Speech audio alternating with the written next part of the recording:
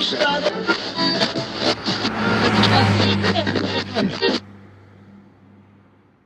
welcome to Noise 11, James. It's going to be a very interesting conversation, I think.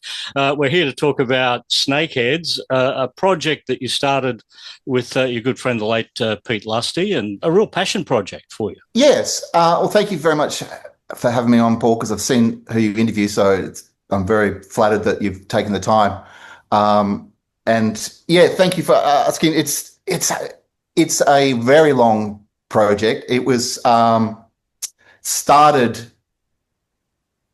probably officially about 2016, 17. We started going to his house. He had a room that was spare, had guitars and stuff in there, a spare room, and with amps and things like that, where we could make noise. And we started working on this album.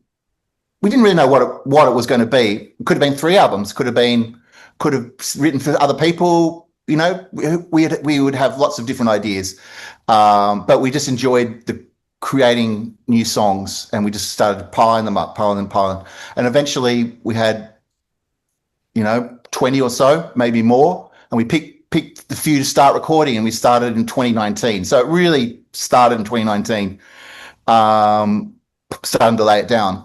But very sadly, Pete was diagnosed with a very serious type of cancer, non-Hodgkin's lymphoma, I think it's called, non-Hodgkin's.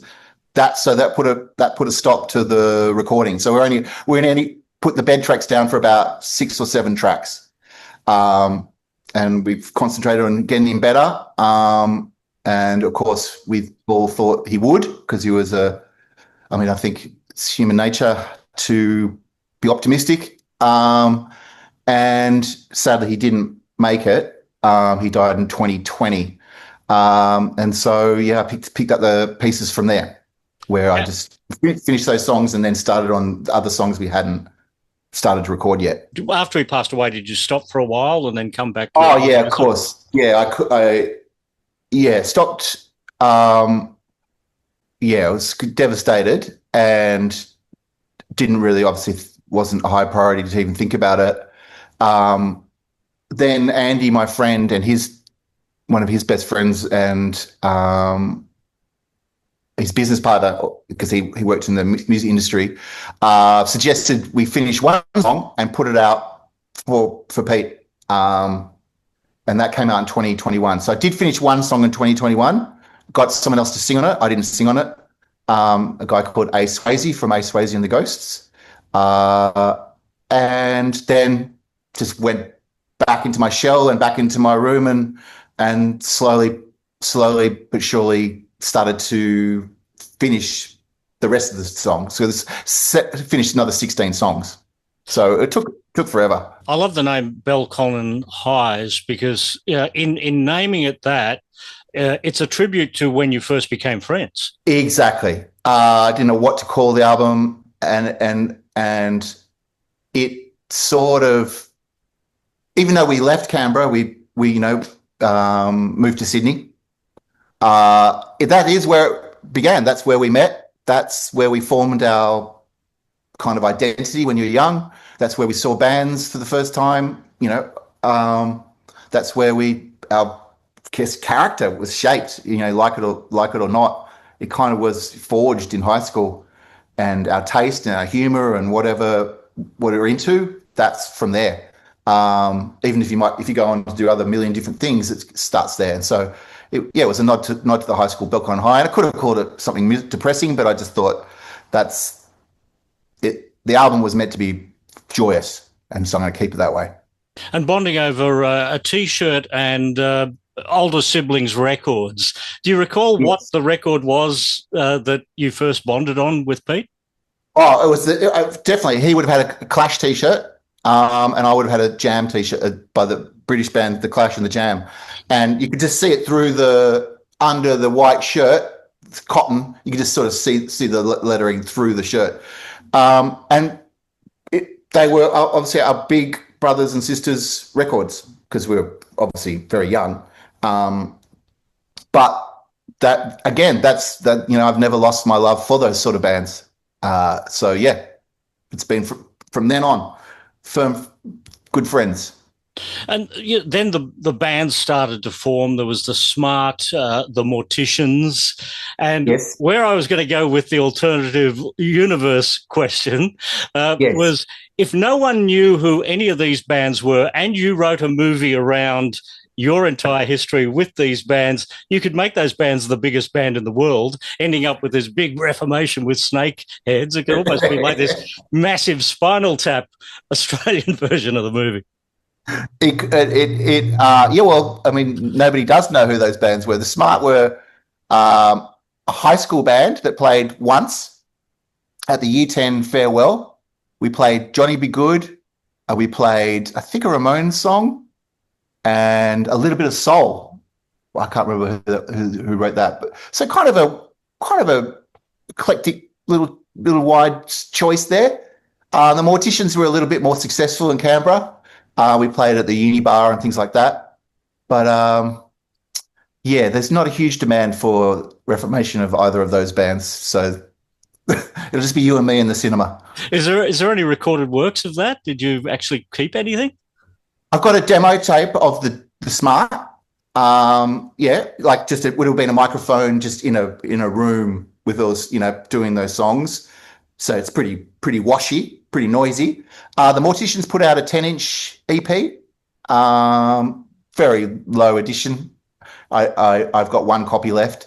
It's pretty bad. Not a big fan of it, but we're a good band. Better live. Let's put it that way. We're better live. The John Reed Club comes along now. We're almost 15 feet from fame. I think the famous old movie title was, wasn't it? Here, because that was a signing to Ivy League. I think you might have been the first signing to Ivy League. Had Pete set up Ivy League at that point? No, it was us DIY. It was us. We wanted to put a record out and launch it and do what bands do. And I think either Cameron or Richard, the drummer, I don't think it was Pete or me, suggested Ivy League as a name.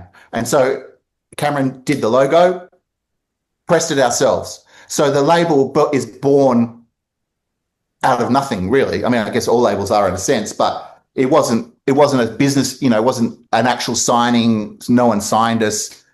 And then because John Reed Club then signed to EMI and then broke up, but the guys, Andy and Pete became involved in the music industry side of things, just used that name. They put out our other friends' bands like Youth Group and Houlihan, 78 Saab, and sort of developed from there. And then, I'm not sure who they signed in the later years, big bands like the Rubens, but that's where it started, sort of putting out your friends' bands.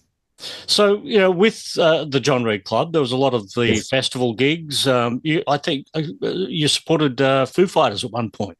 Did, yeah, when they were brand new. I remember supporting them at Salinas, yeah. Mm. So Nirvana were obviously tragically over and Foo Fighters were a hot new band, I guess. And, yeah, it was a great gig. I remember it was a huge crowd. It was wonderful. Yeah. So we were doing good, interesting things. Which must have been around 30 years within weeks, because I just did a story today about Foo Fighters' debut album came out exactly 30 years ago today. There you go. That sounds about right. So what year would that make it? 1995. Yeah, so it would have been out. So we would have played with them 96 or 97. Mm. Yeah. Yeah. And the festivals that you're on, Big Day Out, Homebake? Yeah. I mean, early on, like as the gates are opening, as the truck's moving out of the way, that kind of slot. You hear the beat of the reversing truck. I remember that happening on a couple of occasions here where they're still clearing setting the field up and you're playing to a truck. Yeah. I can't remember which festival that was, but that's a very Spinal Tap moment where, you're playing to a reversing truck. Yeah, and then that one all collapsed. It was a very short story, wasn't it, the John Reed Club? Very short. It was it is some things in your life, some years seem longer than others. Like the last 10 years have just flown by for me, in a sense. But there's a couple of those years, I think it's because we played a lot of gigs and we were doing a lot. It was a very kind of exciting period, new to Sydney and all that sort of stuff. And stupidly, we all, didn't didn't didn't air grievances or whatever, and bands fought, and then didn't were too proud to sort of fix things, and it just fizzled out. Well, that's my version of it anyway. So after that, you became the City Lights. Yeah, so I licked my wounds for a couple of years, did nothing, just worked and so on, and then just missed playing. So I started the City Lights. That's right, which was good fun. It was good fun. Um, yeah, but then after 3 albums, that sort of ran out of steam. I just couldn't. I couldn't get the energy to keep sort of doing it, and so that came to a sort of natural end. And that band, was that the first band you worked with your brother Harry? Yes, I think it is. Yeah, yep, it must be. So he's played in hundreds of bands, way more than I have. He's a bass player, so bass players are very, very sought after, like drummers. And yeah, I think I was just trying to get a lineup together. So I needed to find friends and relatives. Pete was in that, but Pete came to the first few jams of the City Lights. But his management, he was now managing bands like 78 Sub and bands like that. And then he just didn't have the time. And then he started to manage the Vines, and his life completely changed. He was off, like busy, crazily busy. He and Andy and another Andy Kelly. So yeah. Whereas my life stayed relatively in the more music side of things. But you got to learn the goings and happenings of the music industry joining Modular, working with Modular. What did that teach you about how the industry operated? It's a good question. It taught me how long. I mean, there's the practical side of things, and then there's the kind of interesting side, like the practical, like the complicated nature of getting everything ready, all the bits and bobs you need for an album, all the how much time magazines needed back then. They needed 3 and 4 months notice. But also, you sort of saw that when certain bands are hot, they get all the attention. It's almost like it's not shared evenly. It's you get all the attention, or you get almost none. That's what I sort of noticed. So it can be quite a confusing industry. Like bands can work hard, do the right things, put records out that are great, but if the buzz isn't there and it's undefinable, it's sometimes impossible to work out what causes that buzz. It's a very hard slog. You got to love it. When we line up the Smart, the Morticians, the John Reed Club, the City Lights, now Snakeheads, Yes. do you see a musical thread that ties all those bands together? Yeah, I do. I think they're pretty rock. So City Lights is probably more power pop. Snakeheads is a bit more punk, I suppose, and a bit faster and a bit more back to what Pete and I loved when we were teenagers. With City Lights, we're probably a little bit more polished, perhaps. When we get to the album Belconnen Highs, we've got 17 tracks here. I mean, that's a lot of songs to be sitting around with nothing happening for quite some time. 3 of those with Wayne Connolly. What was Wayne's part in the 3 that he's got the co-edits on? Well, so when I should add, so when Pete and I started writing and we were starting to really enjoy it, we know Wayne is a friend, and also he's a fantastic producer. And we were just looking for probably outside, feedback. I don't know. It's sometimes, it can be maybe a bit neat, like you're trying to make sure the songs are arranged well, or they're missing something. And we invited Wayne to come around and pre-production, I suppose. He's a good producer. That's what they do. They cut this bit out, or they double that bit, suggest instruments a little bit. But it was mainly just fun. Like he would come around and we would just finish songs off with him. It was just another set of ears and a good idea, another brain. And so, but 3 of them, he had a direct contribution, like fix some lyrics or things like that. That's why he is a legitimate co-songwriter. I'm always fascinated where songs start. Now, a song called "Sick on the Bus." I'm just thinking, if that is quite literal, you're either sick on the bus, someone's sick on the bus, you're watching that. Who comes up with that's a good name for a song? Well, I can tell you exactly how I worked it out. There's my friend Cameron, who was in the John Reed Club, has a band, he's in youth group now. So it's all, you need a whiteboard of all the cross members. He has a side project called Community Radio. So it's his band, and he and his partner Jenny's band. And he had a song called "Sick in the Car." Now, Pete and I thought that was a great title, and so we stole it. And it was like a working title for our song. And then from there, the lyrics came from there. So it's a stolen idea, and it's a cheeky nod to our friend, who I haven't even told him this, that we stole his title. And a lot of these songs, they're just working title. Like, they're just ways for us to remember which song you're talking about.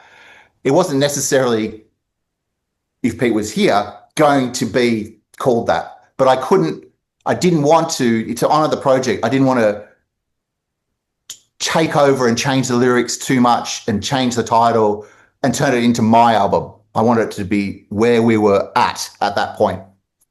So that's why it's called that. And I love the fact that you have to have time to write a song called "Shit I Don't Have Time For."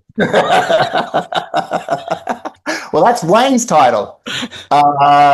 So again, there you go. It would have been a song with the melody and a few words and needed a chorus. Wayne said, "Call it that." Two songs in title, at least, that sort of have a common thread. Smash Hits, which was a pop magazine, Top of the Pops, yep, which is a pop TV show. Are those songs related in any way?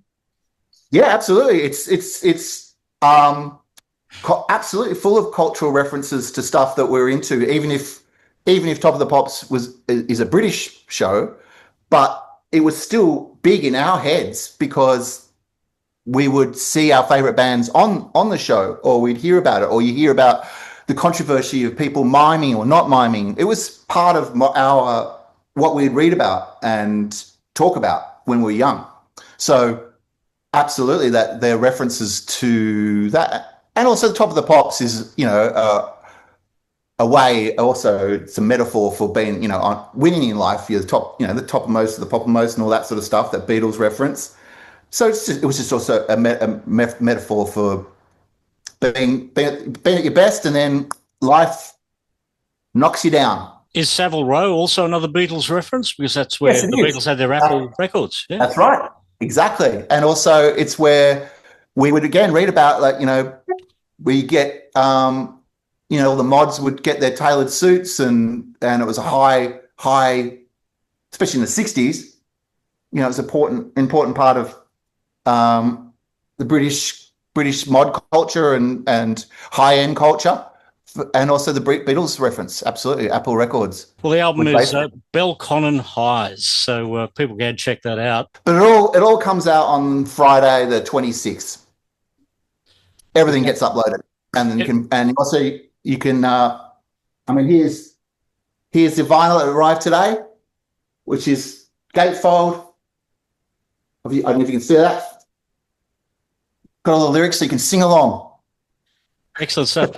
I'm still coming to terms with all the technology and all the terminology that people come up with these days. So albums are dropped, but streaming is uploaded. Hang on, one goes up, one gets dropped. I can't work it out. Yeah, things used to get released in my day. I'm more of a fan of things are released. I agree. The album comes out or it's released Friday the 26th, I think it is. Next Friday. Which is, it's... Well, that'd be the 29th. This is 22nd now, so... Sorry, there you go. Thank you very much. 29th. yeah, what a relief. I can say there's a bit of relief on my part. It's been quite the ordeal. A labour of love. It's going to be a Yeah. very exciting day next Friday. You get the champagne ready and have a drink to the new record. Yeah, not too much though. Got to watch that. And maybe one for Pete. Absolutely. Yeah. Yes, very true. Well, yeah. Well, he's all over this album, so it's definitely for Pete. Well, James, thanks for catching us up on the story, Snakeheads. Thank you very much, Paul. Appreciate your time. Very, very cool to talk to you.